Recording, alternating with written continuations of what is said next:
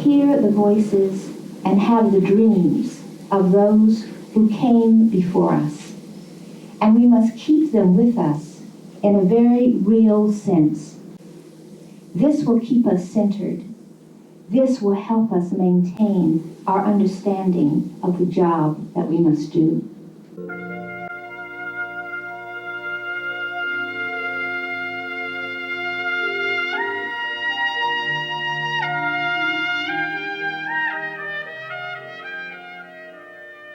It's a great pleasure for us to have this event in honor of Emily Green Balch, who in some way we would like to claim as the founding ancestress of the Peace and Justice Studies program here. Emily was at home on this planet and in all cultures. When only 14, she was a feminist. If I ever live and grow up, my one aim and concentrated purpose shall be and is to show that women can learn, can reason, can compete with man in the grand fields of literature and science and conjecture that opened before the 19th century. That a woman can be a woman and a true one without having all her time engrossed by dress and society. She was taken into Bryn Mawr, which was a great honor for young women in her day. Her brilliance became noted and she was awarded thusly. Emily Green Balch entered college 3 years ago with advanced standing. She is 22 years of age, a woman of unusual ability, of extraordinary beauty, of moral character, of great discretion and balance of judgment, very unselfish and in every way fit to be a representative of the college and to engage in study in Europe. In this Victorian age, when modern youngsters imagine us to have been so chaperoned and hedged in, I went, a girl of 23, who knew nothing of the world, had never come out in society or acquired any human experience, to enjoy complete independence. As a woman student, I was something of a curiosity, and I found no appropriate courses available, though I followed some evening lectures, which took me alone across the city to come home by a lonely street in the Etoile quarter at 11 o'clock at night. Emily's father urged her to go to Berlin to study and plunge into German culture. Here her interest in the larger world escalated in Europe's social upheavals and revolutions. She attended meetings of the International Socialists and labor unions. I returned home from Germany on the same ship with Miss Catherine Komen. She was then teaching economics single-handedly at Wellesley College. She offered me an opportunity to teach there, a half-time position which would be devoted mainly to reading student papers, though by the second semester I was teaching a class. I saw that after being supported by my father till almost 30, it was time that I had ceased to be an expense to him. In any case, it was a godsend when the opportunities for a woman to teach economics were rare indeed. First-hand learning was deeply imprinted in Emily's methodology. She became an American innovator in the field. True to her desire to give her students a chance to check their impressions derived from books by direct contact with reality, she took small groups of students to institutions for paupers and for the feeble-minded, to reform schools and prisons. The college, in marked contrast to the present, received letters from irate parents protesting against having their daughters taken to investigate brothels. In 1904 and 1905, she traveled around the U.S. to investigate the conditions in which Slavic peoples lived and went to immigrant routes in Europe. She stayed among squalor and misery for over a year to understand immigrants' needs and culture. As a result, she wrote prolifically on the subject and helped to develop the famous Women's Trade Union League. This was a period of increasing nativism in the United States, increasing opposition to immigration, and a good deal of hostility, particularly to Slavic peoples and Eastern European peoples, which ended up in restriction of immigration for the first time in 1924. So she was very much engaged in a major struggle against the nativistic movements in the U.S. Emily calls herself a socialist. On December 31st, 1906, after her return from her Slavic journey, Emily wrote in her journal, "Within the year, I have decided to call myself a socialist and accepted appointment at Wellesley only on condition of the president knowing this. It will lead to some misunderstanding, of course, but I hope to some better understanding too. Here was a woman whose activism and academic scholarship formed a seamless garment which she wore so powerfully in the classroom, in local communities, and on the international stage. It was her commitment to integrating these two parts of herself that eventually led her and this college through powerful, exciting times and also to an early point of crisis.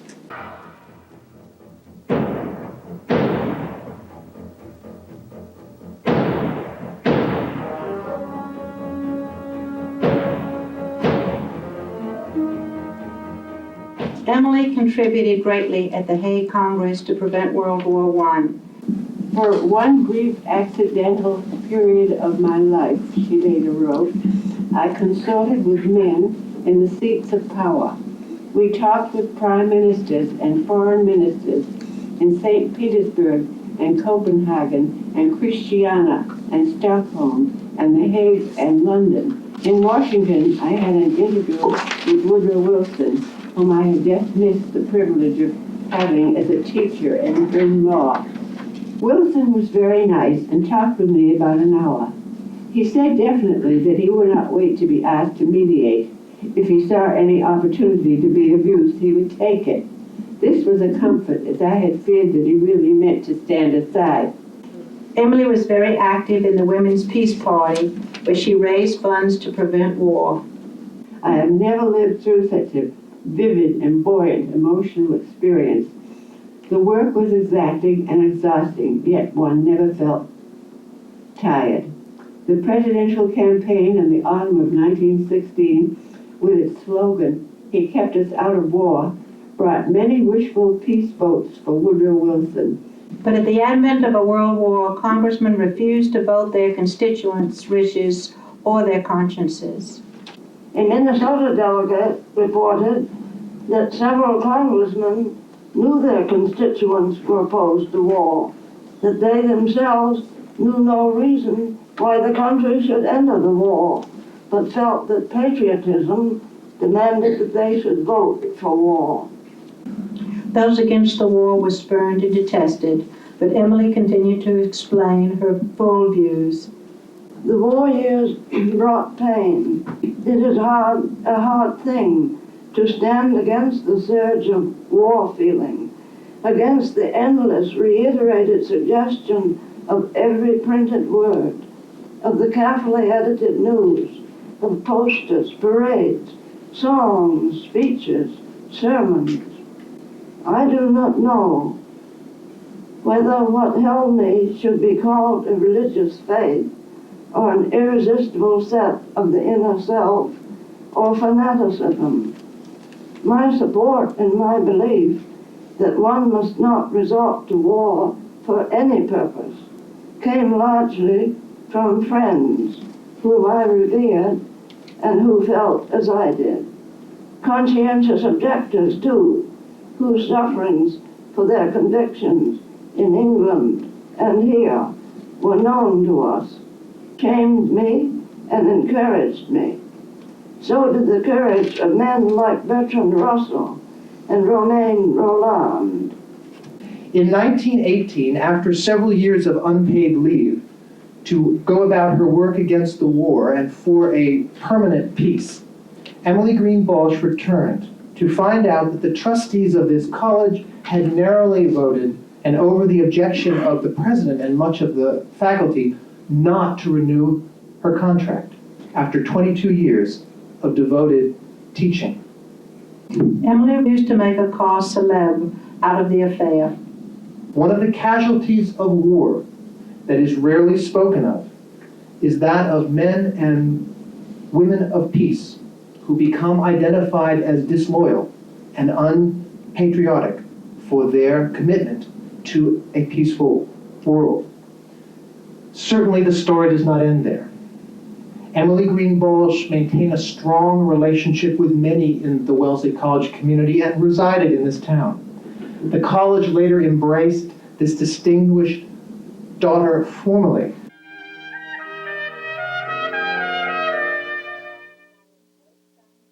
The ravages of war required great sacrifice and tenacity. For the first time, Emily Balch and the other American women had the experience of meeting the alien enemy face to face. Those who came to Zurich from the countries which had been spared the worst ravages of the war, wrote Emily Balch, were aghast at the evidence of bodily suffering from famine and cold in the faces of their friends, and realized how little even this suggested of the desolation and disruption caused by the war. Women's International League for Peace and Freedom was born and an international office established. The women of Zurich adopted the name Women's International League for Peace and Freedom. Freedom they made coordinate with peace for several reasons. Only in freedom is permanent peace possible, one of the delegates said. The Congress was filled with a sense of the tragic, the incalculable importance of people of every point of view coming to understand the insanity of endeavoring to solve social and economic problems by violence, whether violent suppression in the name of law and property or violent insurrection in the name of liberty. On the last day, the Congress adopted a simple constitution and unanimously elected Jane Addams as international president. Emily Green Balch, having become unexpectedly free, was chosen as international secretary-treasurer. The international office was to be located wherever the League of Nations was to establish its seat. So it came about that Emily Balch entered upon a new career and was to spend a good part of the next dozen years or so at Geneva. Serving with WIL, she also helped the League of Nations. She appreciated every aspect of the Geneva office. During the 3 years I served in Geneva, I had the most interesting opportunity to see the development of the League of Nations in its earlier and more idealistic phase, before power politics had sensed its importance and sought to use it for their own purposes. In other respects, these first post-war years were painful and disappointing, confused and disheartening to the last degree. There was, however, great exhilaration in the sense of active and organized comradeship with women working for peace all over the world, in acting as a receiving and transmitting station of our round-the-world fellowship. I remember one day when an American woman wrote me that when she was young, she had devoted herself to abolishing slavery in the United States, that this one, she had worked for woman suffrage, and that this now being won also, she was giving herself to the cause of peace, which is not yet won, and which cannot be won so easily as the other two. Throughout the history, the WILPF continued to be open to peace-minded women of very different shades of opinion, from those who oppose war under all circumstances to those willing to work in any effective way to bring about a peaceful world. The trend toward absolute pacifism was stronger in some national sections than in others. In the United States, a large and remarkable group of Pennsylvania Quaker pacifists impressed themselves deeply upon a great many of the members. Emily Balch believed that the program of the WILPF was so inclusive that there was not only room for, but need of, different groups to emphasize different parts of it. Some want to work for a League of Nations, and some for suffrage, and some for Tolstoyan pacifism, and some for social justice and brotherhood and sisterhood, I'm adding. Surely this is all to the good. Always with good cheer. Wait till spring comes, and the mountains are hung high in the sky, and the primroses are yellow splashes under orchard trees, and the merles begin to sing. Winter may hold on even late, but the sun wakes from its long autumn swoon, and the everlasting gray veil overhead melts away.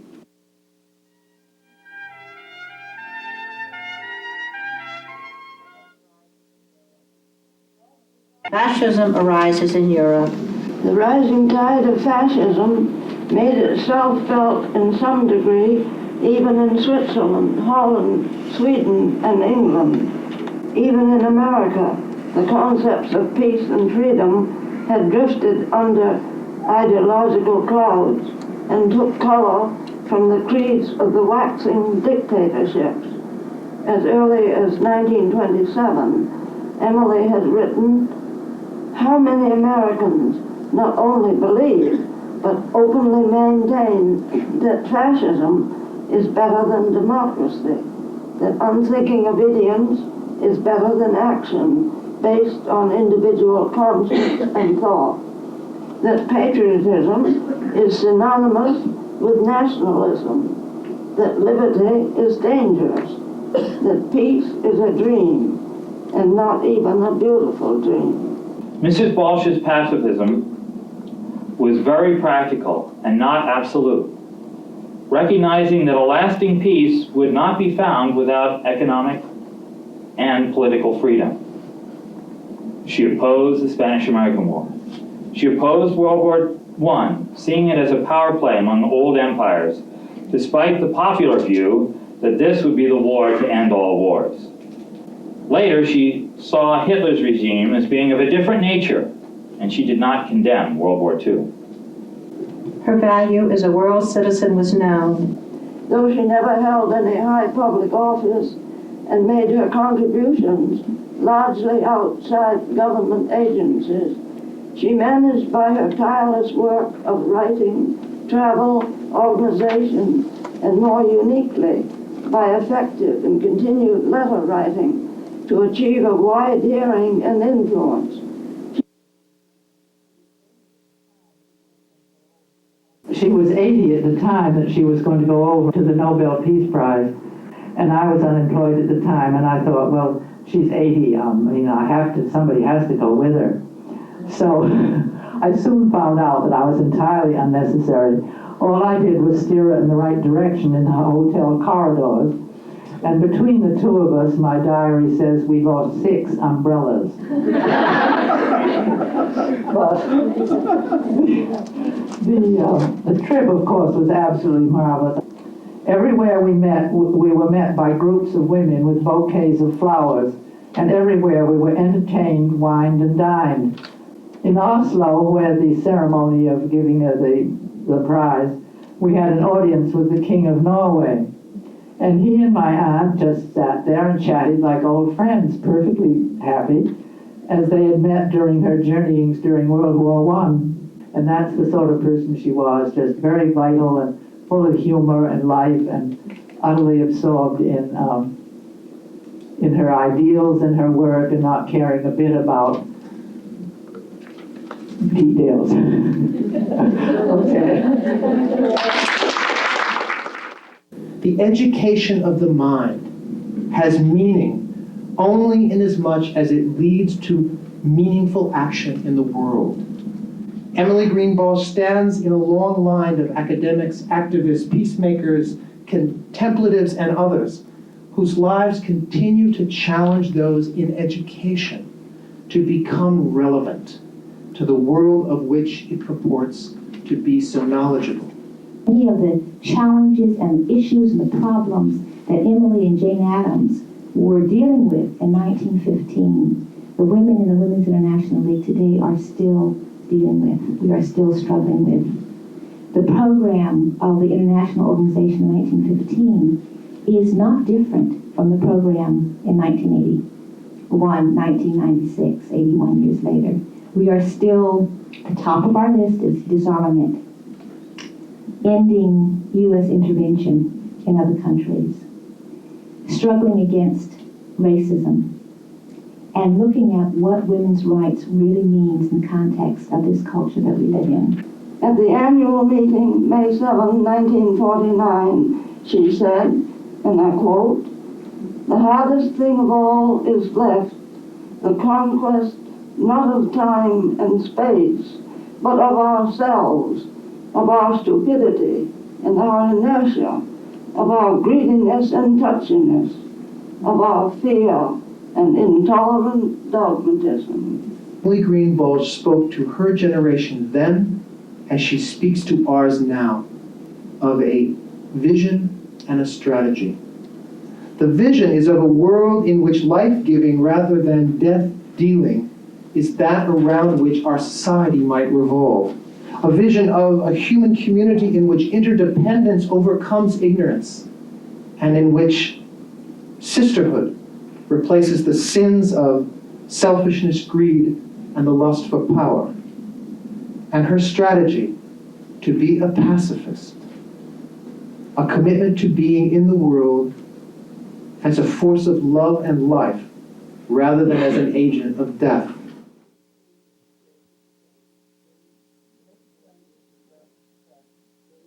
Jamaica Plain Historical Society over the past year has sought various ways of commemorating Emily Green Balch's life. After Emily's sister Mady died in 1961, the Balch family home was demolished for development. Earlier this year,